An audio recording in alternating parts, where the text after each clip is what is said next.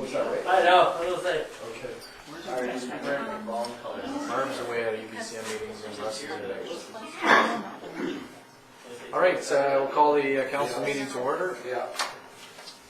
We We have one late item which we're going to add, covered. and that will be, funnily enough, under late items.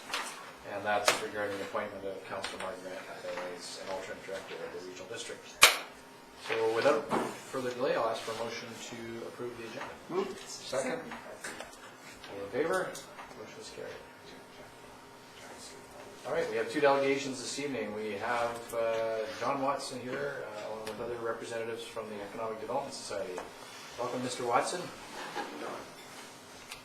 to council, and good luck to your jets. Thank you, Mayor and Council, for having us today. My excuse, but not apologies, for my jersey and my attire. Coming from a U7 boys soccer tournament or soccer practice tonight, and juggling a bit. So there you go. And in honor of the start of the playoffs tonight, I decided to wear this jersey versus the one I wore all day, which was the Canucks jersey. So before I begin, a very short and high-level presentation tonight. Appreciate the opportunity to be here. I'd like to introduce Mr. Richard Hardy, who I think everybody knows. He's wearing an inspiring hat today versus what he usually wears, and that's great. He's the chair of our board of directors and manager of Comox First Nations Seafood Shellfish Program and operations. Jeff Crawford is here. Everybody knows Jeff. He's lead in our office on business development and manages many of the programs that you'll hear a little bit about tonight. Forward, back. Which way? Which way am I going? Up? It's radio. Oh, so just do it. Yeah. Why not? I've been here before when this hasn't worked, so it's not just me. Oh, that button. Okay. It is just you. It is just you. The other forward button. There you go. It did make a nice sound though, didn't it? So the purpose of tonight's presentation is to provide council with a very brief update on your strategic priorities for this year, as they are aligned to the Comox Valley Economic Development one-year work plan. The work plan that we have developed that we do on your behalf, that includes Comox and is part of the region, flows from the 5-year approved economic development plan. This 5-year plan was completed a couple of years ago with much input from industry and community, and it's what we use as our guiding document to create one-year work plans. In addition to that step, we look at town priorities, and working with members from council to the Economic Development Society Board of Directors, we build that one-year plan with input in that regard. Naturally, our office is tasked with regional economy, and our projects are meant to serve that. However, it recognizes the sub-regions within the community and the importance of the projects and the initiatives within those regions. In every case, the 5-year plan and our one-year plan tie back to guiding documents of local government, that being your OCP, and in some cases, where appropriate, regional documents or regional strategies, such as the regional growth strategy, sustainability strategy. Back many months ago, we spoke to the town as part of that process to talk a little bit about strategic priorities for the town. That developed into the Made in Comox Economic Development Plan, a subset of our regional plan. And we identified, and I think it's important to think back to the key drivers in this town, that being 19 Wing and our airport, health-related services, of course, the St. Joseph Hospital, and then tourism. So these are our important parts and drivers. I think I neglected to put the marina on that slide, that particular slide, but that too forms the basis of where we can envision economic growth for the community. Part of the consultation process, real quick, that we continue to do and did in the development of your 5-year plan as well as our 5-year plan. Simple but very important. Discussions and forums with the town of Comox, with staff and council, with the BIA, with industry throughout the region, and certainly here. Backward pretty quick. So there's a couple of key priority alignments that I'd like to draw your attention to. We can answer some questions. The first is your event marketing and action planning for attraction of additional events, specifically to Marina Park. And this is part of our destination marketing program already. And so our team will be working with our advisory committees from industry to build out events with Comox Marina Park in mind. And the first one is set as part, or the first goal will be to establish a new event in Marina Park to this priority for the BCC Food Festival currently.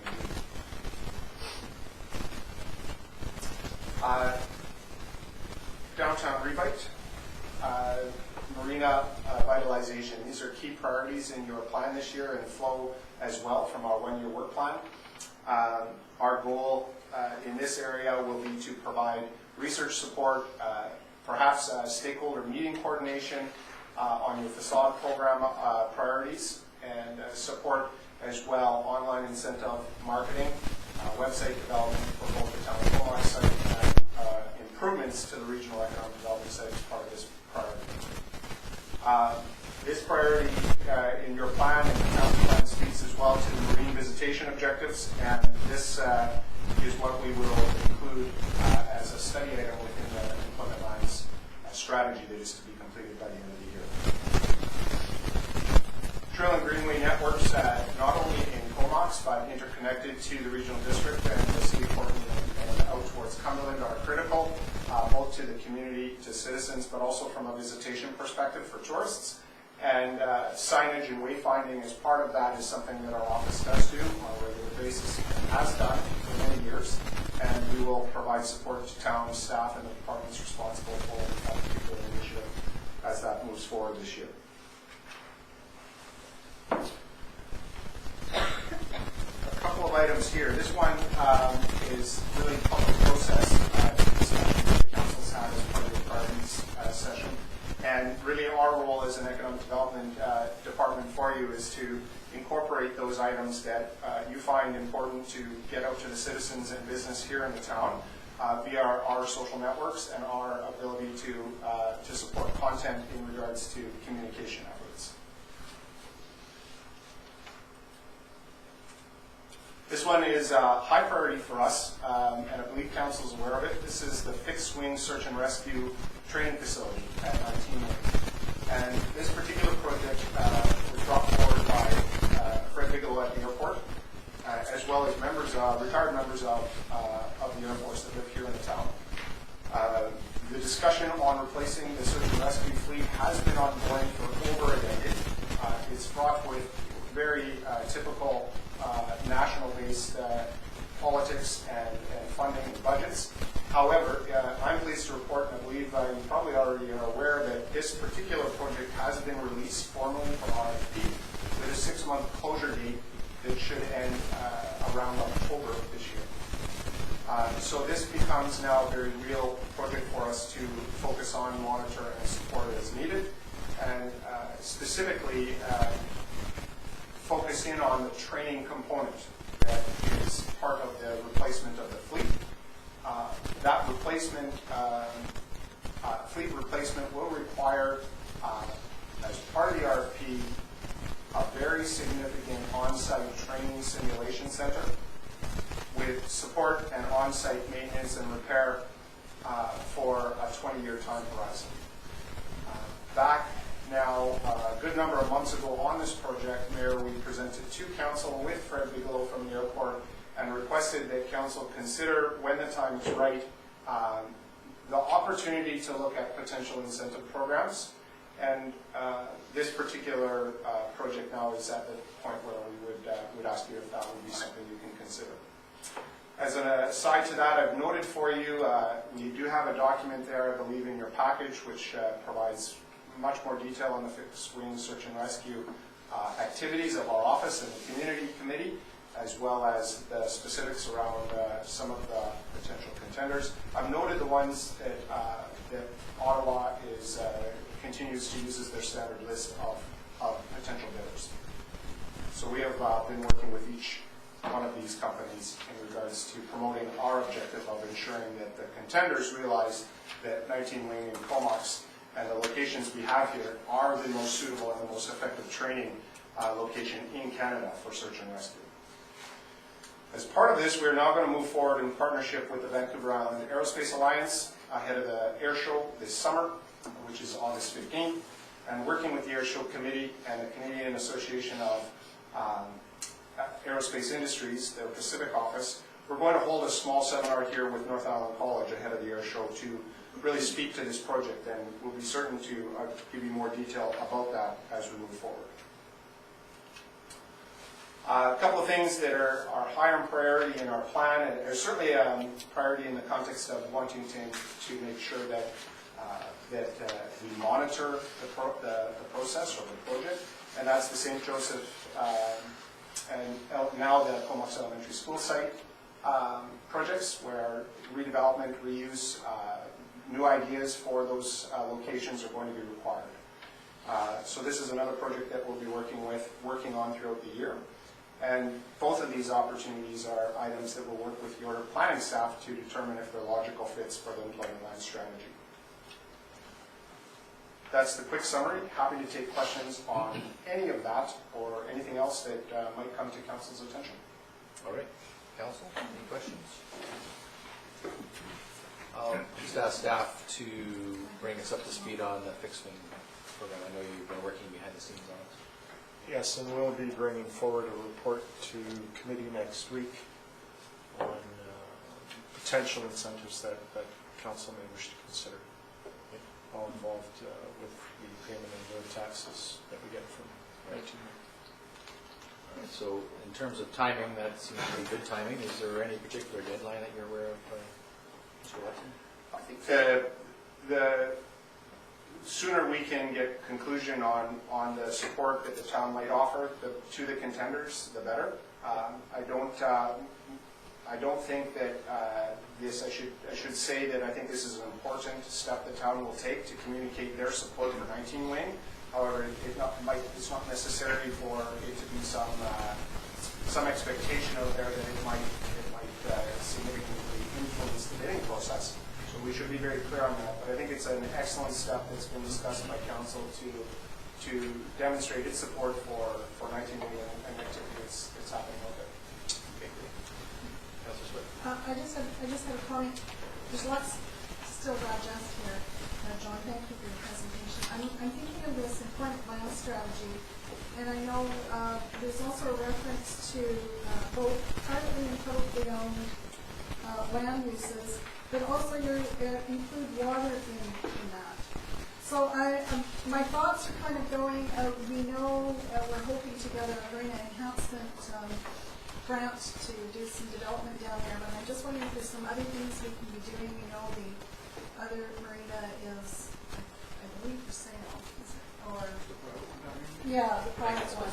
Anyways, I'm just thinking, would that fall within your purview to sort of take a look at the marina and see what other things we might be trying to attract?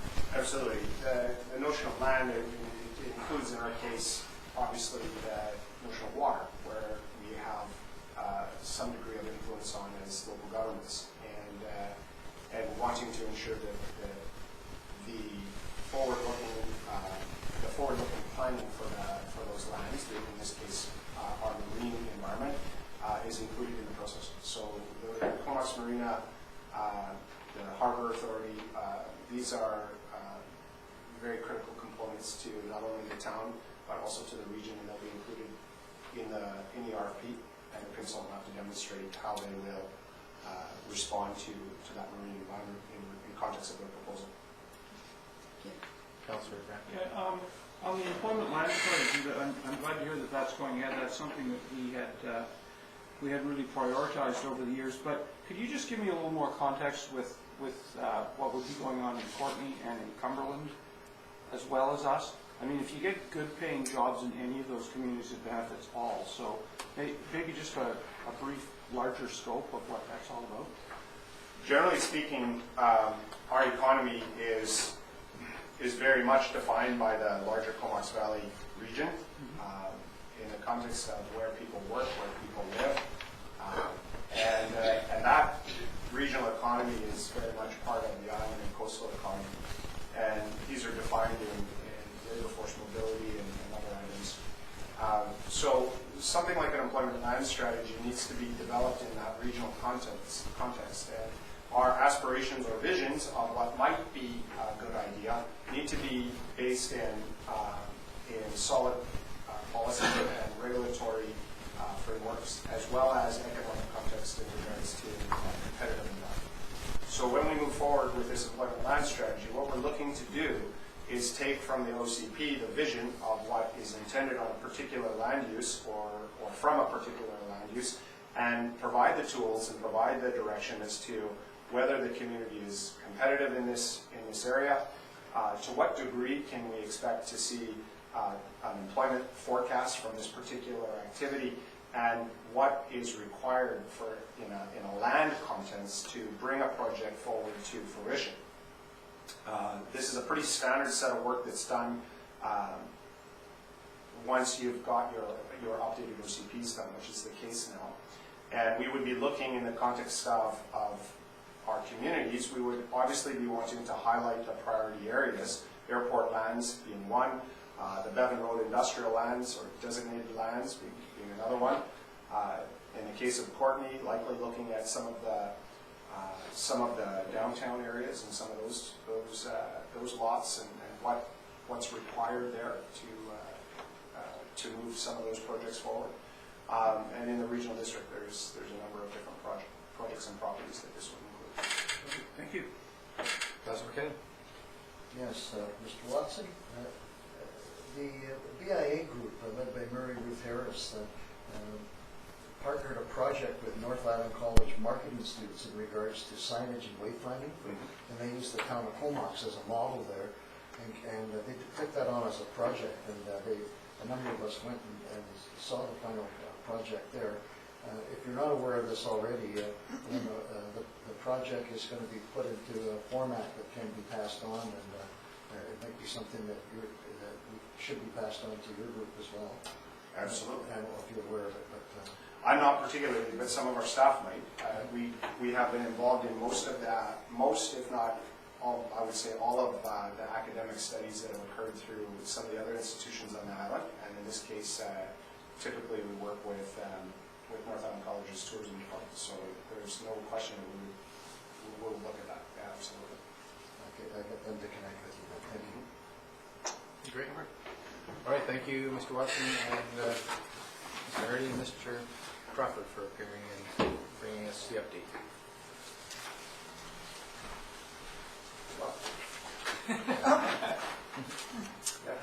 All right, so we have, as a second delegation tonight, the results of our audit from Corey Vanderhorst from Myers Norris. Welcome, Corey. Thank you, Mr. Mayor. Council, thank you for having me here today. I'll take you through a presentation, talk about the financials at a high level, and talk about our audit results, and then we can get into a little bit of analysis. I'm happy to take questions at any point as we're going along, or you can get until the end if you'd like. There's just a summary of what we're looking at. So we are finished our audit. Just wrapping up now. Have a few things left to get in, but I'll get into those in a second. I'll start with the statement of financial position, so the balance sheet at December 31st, 2014, and a snapshot of what was in the town's accounts. $19.1 million in cash and investments. 1.89 million in long-term debt, which is being paid down on schedule. Total liabilities on the books of $12.8 million. So when we take the liquid assets, the cash, the receivables, things like that, subtract out the total liabilities, we get what we call the net financial asset figure, the $7.5 million. That's really the liquid position of the town is what we would look at. Tangible capital assets being managed by the town are $85 million, so that's the physical assets, water, sewer, roads, buildings, infrastructure. That is a depreciated value or a net book value, so the original cost when it was purchased, less depreciation charges over time. That is an accounting number that is not necessarily a replacement value. Replacement value for the assets owned and managed by the town would be much higher than that value. There are a lot of assets there that have been in the ground or been built for a long time. And then the bottom number there, the accumulated surplus, $92.8 million. The town, I'll get into what's in that number in a few slides. Looking then at how the town did for the year, look at the statement of operations or the income statement for 2014. Total revenues were $23.2 million. That is above budget and up from the prior year. Total expenses, $17.9 million, also up from the prior year and above budget. The annual surplus on an accounting basis is $5.2 million. So that looks like a big number, but I'll get into it. You don't necessarily budget on the same basis as it's reported out in the financial statement. So when I talk about the cash flows, we'll look at what's closer to how you budget it. So this slide breaks down the revenues in terms of, you look at what your revenue sources are for the year. The largest revenue source is taxes, which is common with all municipalities that we work with. And you can see the second one there is sales services, and then a steep drop off to the next level of funding. And you can see here on the transfers, that purple column there from 2013 to 2014 has increased a fair amount. So there's an accounting adjustment in there for bringing in some gas taxes into revenue in the current year. There's an unusual item this year, a change with the new gas tax agreement that you signed in the summer, and instead of deferring the amounts that you received, we're now bringing them right into revenue. So you see that increase there, which is a little bit of a skewing effect on your results for 2014. Should normalize back out in 2013 as you get back into the regular flow there. On the expense side, again here looking at where the expenses are coming from, you can see sewer and water is the purple column as the largest, and recreation and culture was the second largest. After that, you get down into transportation and protection as the next two largest expenses. The statement of change in net debt, I want to highlight a few items that are on this document. Purchases of capital assets in 2014, $5.4 million of purchases, and another $1.8 million in acquisitions, so contributed items that the town takes control of but doesn't necessarily pay for during the year. So when I talked about that liquid position, that net financial asset position, that has improved by $879,000 in 2014. So promise I talk about cash flows, because a lot of the numbers that I'm throwing around are accounting numbers and they've got non-cash adjustments in there. So for 2014, operations at the town brought in $5.2 million. Capital assets, as I mentioned, spent $5.4 million on capital. Investing put $5.1 million into the cash account, so as some of the investments were transferred out of things like GIC into the cash account. And that divided by used by financing is your $450,000 of paying debt down on schedule. So the net cash inflow for the year was $4.5 million.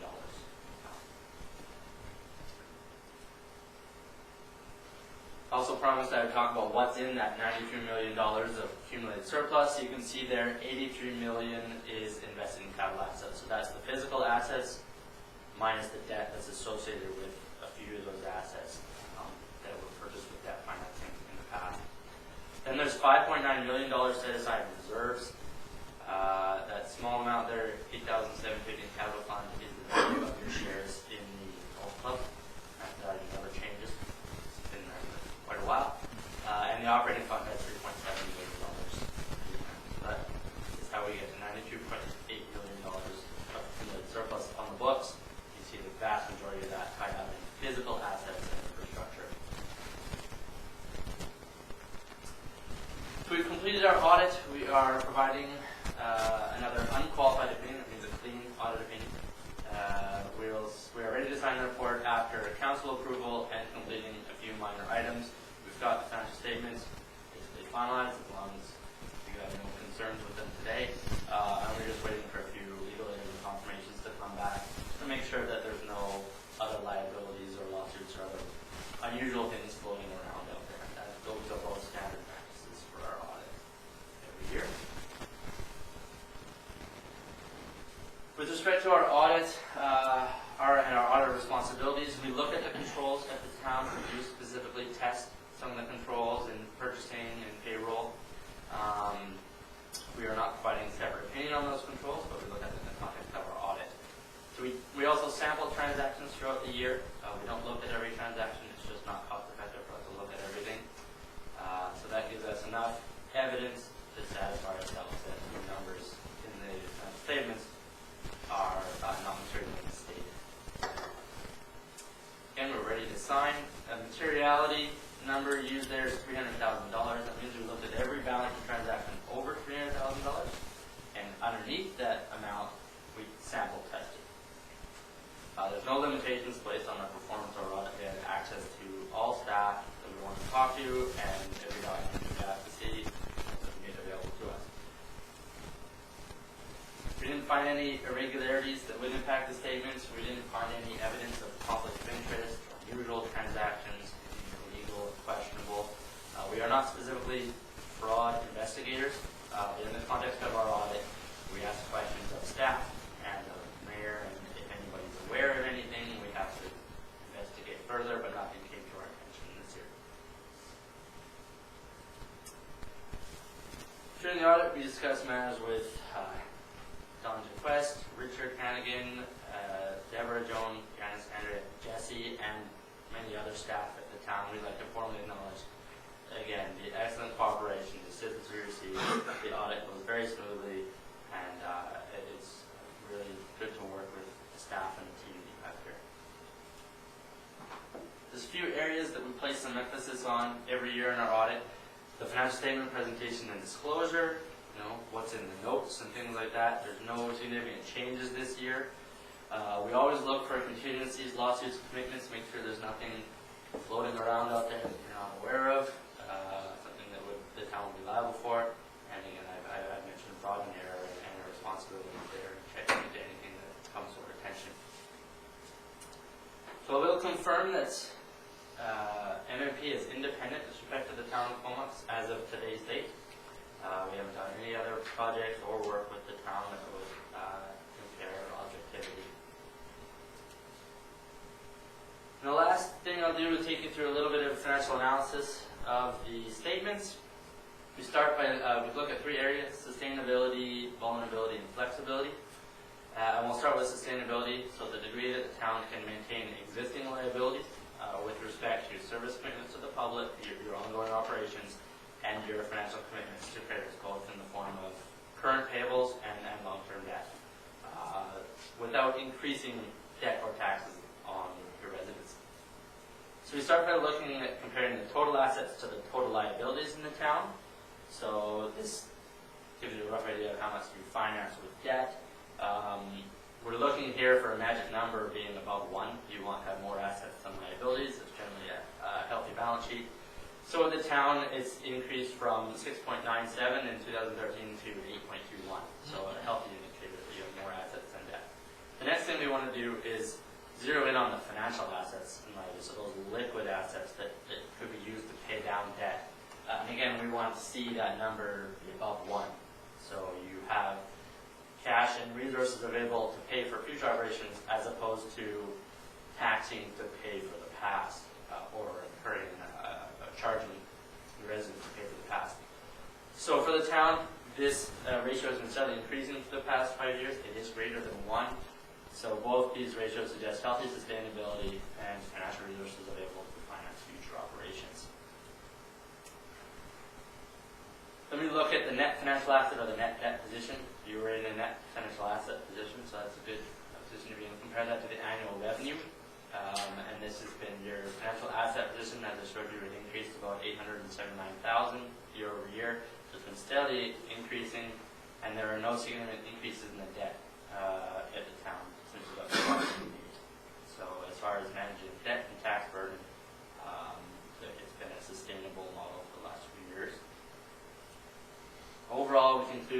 financial sustainability of the town is healthy and has been trending in a positive direction. Next, I'll look at flexibility, so the degree to which the town can change your debt or tax burden on the residents. And we're primarily focusing here on the interest expense and what the town is paying every year in interest costs. So that's the public debt charges compared to the annual revenues. So we compare it to revenue. It's decreased. 2013, the interest charges as a percentage of revenue were 1.2%. They're now down to 0.94%. So that reflects both an increase in revenue this year and a decrease in debt as it's being paid down. The next one we look at focuses on the physical assets, the tangible capital assets. And we look at the carrying value, that depreciated value on the books, and we compare it to the original cost. It gives us a rough estimate of how old are the assets, are you keeping up with the annual maintenance and replacement of things as they get old and they need the significant repairs. So the carrying value there is around 70% of the original cost for the last 3 years, so it's been fairly steady. What that means is that there's some newer assets coming on, you're doing the repairs and replacements that are needed, and that the future cost of capital kind of staying steady. You're keeping up to that point. You're not, when we see this decline, that means your assets are getting older and you're not staying on top of the replacement that's needed. Overall, we conclude that the flexibility indicators are showing little change. So there's a bit of improvement in that interest ratio, but the capital assets is pretty much staying the same. Then we look at vulnerability, and we really look here at how much other government funding is coming into the town, whether it's the province or the federal government. So the ratio of government transfers compared to total revenues, it increased from 8% in 2013 to 16.3%. However, I mentioned before we had an adjustment with the gas taxes, and they were coming in, the gas tax that had been sitting in a deferral account was all brought into revenue this year. If we adjust that back out, it brings the ratio back to 8%, so you can see it's consistent year over year in terms of your actual government funding received on a cash basis. So the town has not been highly vulnerable to fiscal decisions of provincial and federal government for the last few years. This ratio always has a bit of a caveat with it that this is based on the type of funding that becomes available, whether it's through Infrastructure Canada and other grant programs. As the taps turn on and off the federal government, you see this ratio go up or go down, and depending on what your capital plans are and the things that the town needs to do. So we conclude that for the last few years, vulnerability on other levels of government has been low at that 8% mark. So that's my presentation, and I am happy to answer any questions. All right. Any questions, Councilor? Well, you had a slide, I think it was financial statement highlights, and it all looked the same color to me because you had them in green. But I think it showed that transportation was our third largest expense. Let's get back here. I'm just wondering if I read that right or not.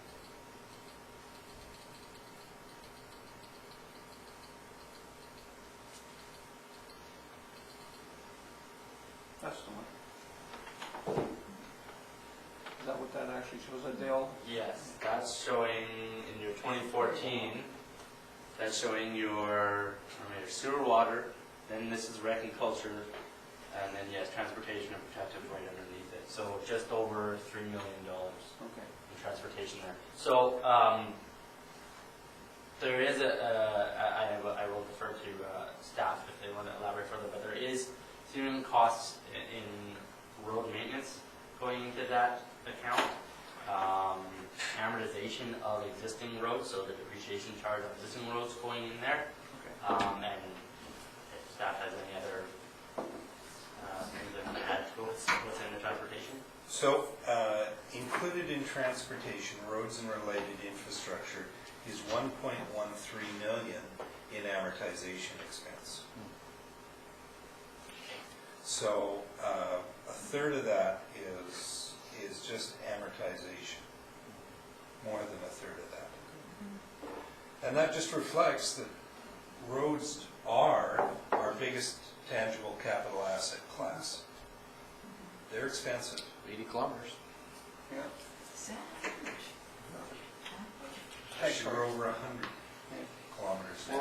Over 100.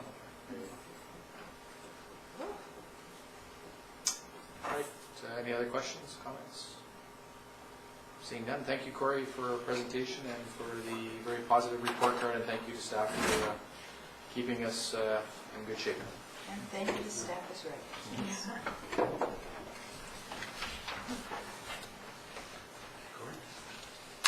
All right, so we'll carry on with minutes of meetings. So for approval, we have the April 1st council meeting minutes. Move. Second. Approval then, all those in favor? Motion is carried. We have for receipt the committee of the whole meeting minutes of April 8th. Move. Second. Receipt then, all those in favor? Motion is carried. And I'd ask Councillor Swift to take the chair while I declare my conflict on recommendation 1.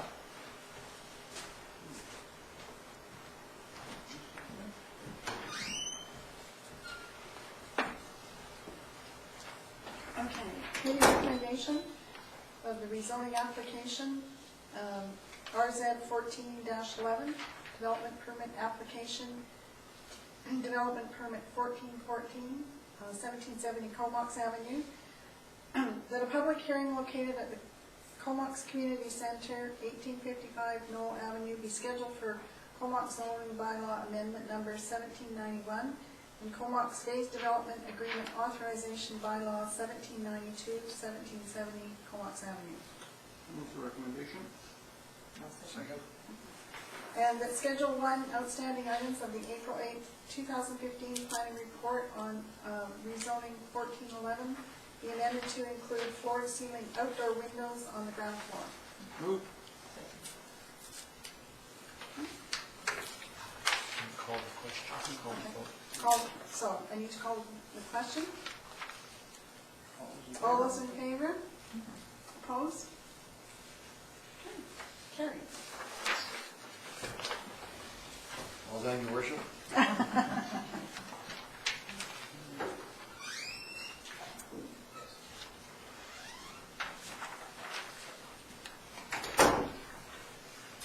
right, thank you, Councillor Swift. So we'll move on to the second recommendation, which is around the ECM resolution. So as discussed at Committee of the Whole, that this resolution be endorsed and forwarded to ECM for consideration. Move. Second. Any further questions? All those in favor? Motion is carried. Regarding the item around coffee with Comox councillors, the recommendation was that quarterly informal coffee meetings with councillors be offered to the public at various locations throughout the town. Councillor McCrum, wish to move that? So moved. Second. Any discussion? Seeing none, all those in favor? Motion is carried. And finally, regarding the Brad Earhart Memorial Award, that the town sent a letter of congratulations to Karen Kratz in recognition of her award for contribution to startup wheelchair sports in the Comox town. So moved, seconded. Second. Mark, you gonna move that? Move. Yes. Any discussion? I was waiting for Ken. No, I was picking for you. I saw hands going. So. Second. All right, all those in favor? Motion is carried. All right, so moving on then to manager report, we have that for receipt. Move receipt. Thank you. And second for that. Second. And then you'll see that fixed wing search and rescue will be coming to us next week, I understand. So all those in favor? Motion is carried. We have for receipt the regional district board meeting minutes of March 31st. Move. Second. On receipt then, all those in favor? Motion is carried. Under bylaws, we have the VIA bylaw 1803 for adoption. Move. Second. And it's my understanding, CEO, that that is to approve their new mandate. Yes. Yep. Excellent. All those in favor? Motion's carried. Thank you to staff and to the VIA for working on that. That's good to see that's renewed. Tax rates bylaw, page 65, for first, second, and third reading, bylaw 1806. Move. Second. Any discussion? All right. Staff, do you wish to add anything further to the report?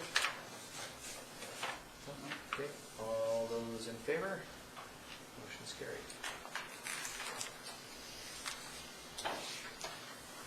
Okay, under new business, as you heard during the audit presentation, we do have our draft 2014 annual financial statement for approval. And that the the recommendation is that they be received and approved. I'll move that. Second? Any discussion? Seeing none, all those in favor? Motion's carried. And then lastly, under new business, we have the transit service analysis request for proposal, and the recommendation that staff brought forward is that the town offer support for release of that request for a proposal. I would move that. Thank you. Second for that? Second? Thank you. Any discussion? Do we need any explanation of that briefly? Well, other than the report that's before you, I'll ask CEO to speak to it. No, as noted in the report, it's an unofficial service review and something that I think is going to be a worthwhile endeavor. If we can improve the system and its efficiency in any way, I think it benefits the valley. To the benefit of our public and our citizens. Yep. And you'll see the time frame for that is final report by August 31st. So it's a fairly quick report, hopefully, and the results to come forward to the board and councils in September. Those in favor? Motion is carried. No correspondence. We do have the late item, and that is related to the appointment of Councillor Mark Grant as an additional alternate at the regional district, in this case in place of Barbara Price. I would move that. Second? All right, all those in favor? Any opposed? Not opposed? There's only one person. Motion is carried. Thank you for doing that tomorrow. Yes. Councillor Smith won't lead you astray. Well, she might. You'll never know. No delegations or further delegations, reports from member of council. We'll start with Councillor McKinnon. Yes, I had the occasion to represent the town in a unique way on Easter Monday at Marina Park. The Comox Rec Department and Investors Group put on an Easter extravaganza, and I was, for some reason, selected to be the Easter Bunny. It went very well, and there were funds raised for YANA, which is a wonderful organization. On the 7th, I attended the Comox Valley Social Planning Committee meeting. As well, the Purple Ribbon campaign kickoff at the Courtney Museum, which is against violence against women. It was a national kickoff and well attended there. Attended along with the councillors and the mayor of the Vancouver Island Coastal Communities AGM this past Friday, Saturday and Sunday, hosted by the city of Courtney, and thanks to them, they did a wonderful job. Councillor Arnett and I attended a Harbour Authority Marina advocacy meeting last evening. Today attended at the Courtney Library the Homeless Coalition initial meeting, along with RCMP were represented there, which is good to see. And finally, did I bring it in? I didn't. I'll bring it in next week. I received on behalf of the Comox Welcoming Communities Coalition from the Immigrant Center, the Federal Immigrant Welcome Center, a framed certificate for the town of Comox for being supportive of this organization. So I will deliver it to you, Mayor Ives, and my apologies for not bringing it in for the meeting today. That's my report. Great. Well, that one that you and Councillor Arnott attended, what was that about the marina? What was that about? It was the Marina advocacy meeting. They had some items in regards to the marina and Marina Park. Mostly this discussion, updates from the VIA executive director, and a discussion about general. They had an update with the Marina Enhancement Project and discussions in and around that. Sorry, who was hosting that meeting? It was Mr. Young Robinson from Stuart Robertson was chairing the meeting, and they had had a meeting before. This was the first meeting that I had attended, but we were. Oh, it's a BIA committee. Yes. Okay, you said Harbour Authority, so I was curious.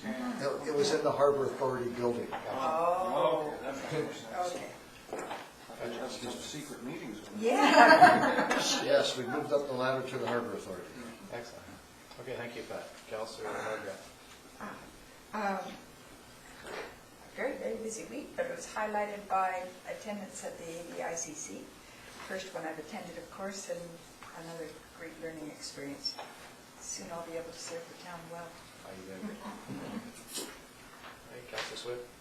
I also attended the ABICC and great workshops, absolutely fabulous, lots of information. Sometimes wonder if there's any end to the things I don't know.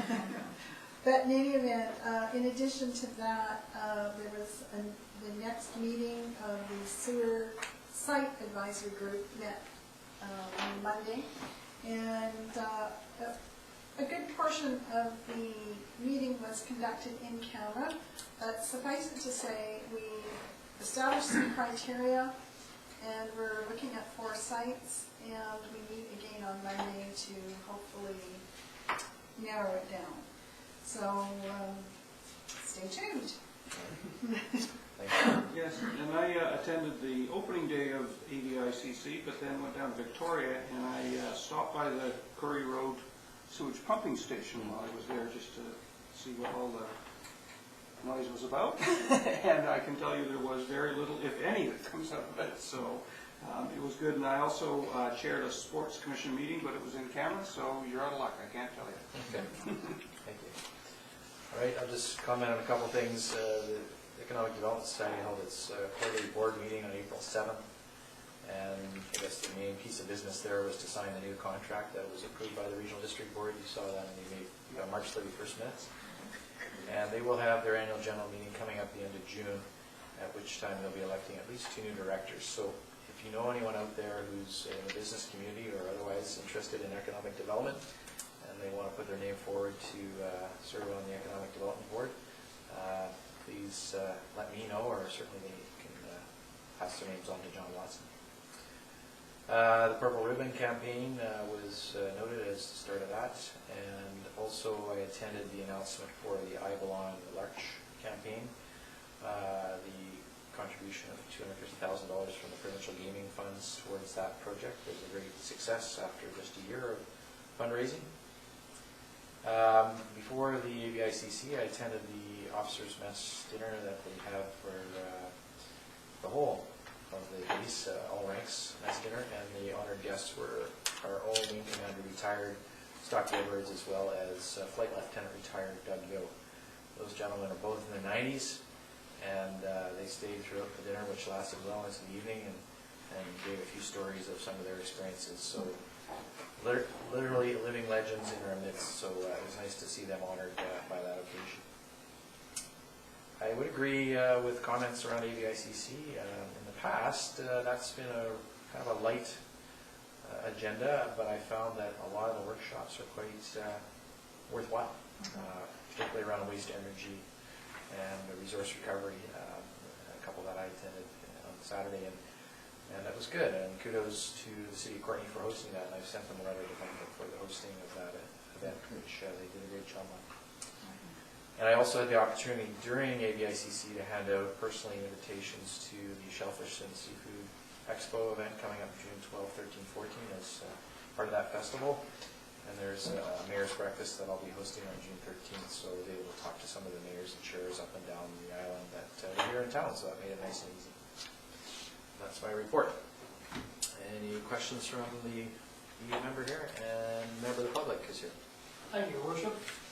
Just a little logistical matter, if I may. You might notice in your agenda package that the auditor's report, the power presentation was available on the agenda, but Mr. Watson's PowerPoint presentation was not. And I made note of at the committee of the whole, there was a similar circumstance in that the PowerPoint presentation, very nice presentation by your planner, not available on the agenda. So I tried to find it online to explain it to something that we're also involved with, because it was relevant to a project that we're doing at the Legion, and that process will probably assist us greatly.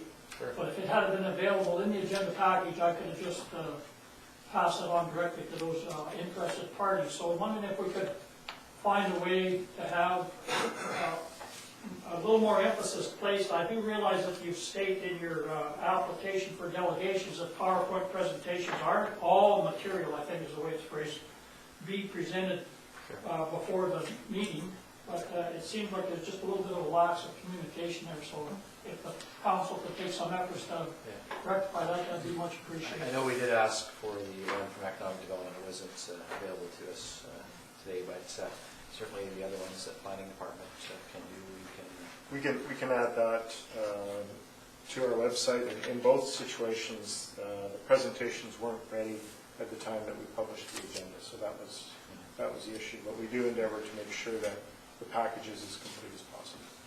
Thank you, Your Worship, and thanks to the CAO. All right, thank you. All right, nothing further, and we don't have any in-camera meetings, so motion to adjourn would be in order. Move. Second. All in favor? Meeting adjourned.